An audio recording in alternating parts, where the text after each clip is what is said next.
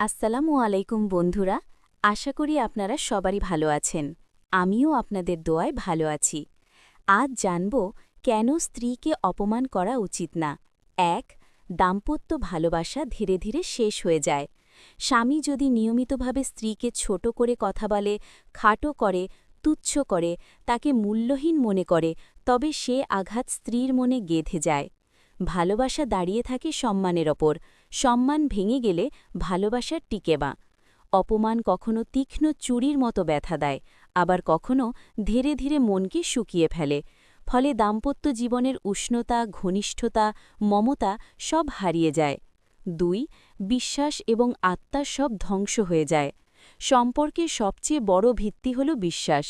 স্ত্রী যখন দেখেন স্বামী বারবার তাকে ছোট করছে বা গুরুত্ব দিচ্ছে না, তখন সে স্বামীর প্রতি আস্থা ধীরে ধীরে ভেঙে যায়। ৩.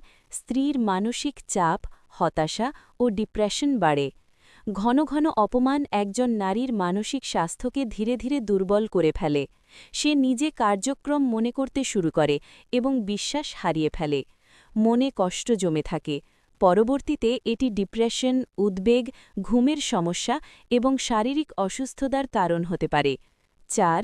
সংসারে ঝগড়া, মনোমালিন্য, অশান্তি বেড়ে যায়। কেউই বারবার অপমান সহ্য করতে পারে না। রাগ, ক্ষোভ, অভিমান জমে একসময় বিস্ফোরিত হয়। ছোট্ট কারণে বড় ঝগড়া হয়। ৫. সন্তানরা মানসিকভাবে ক্ষতিগ্রস্ত হয়। সন্তানরা মা-বাবার থেকে দেখে শেখে। প্রতিদিন তারা যদি মাকে অপমানিত হতে দেখে, সন্তানদের মনে ভয়, উদ্বেগ এবং নিরাপত্তাহীনতা তৈরি হয়।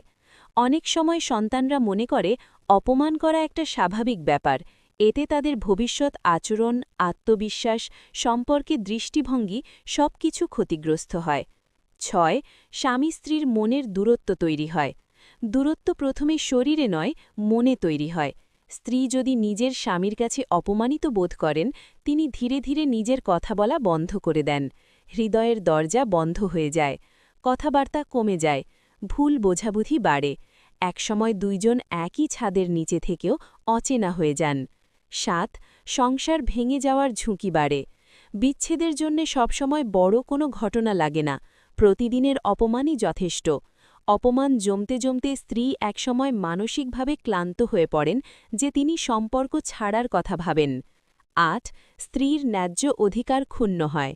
প্রত্যেক নারীর সম্মান, নিরাপত্তা, ভালো ব্যবহার ও মানসিক শান্তির অধিকার রয়েছে।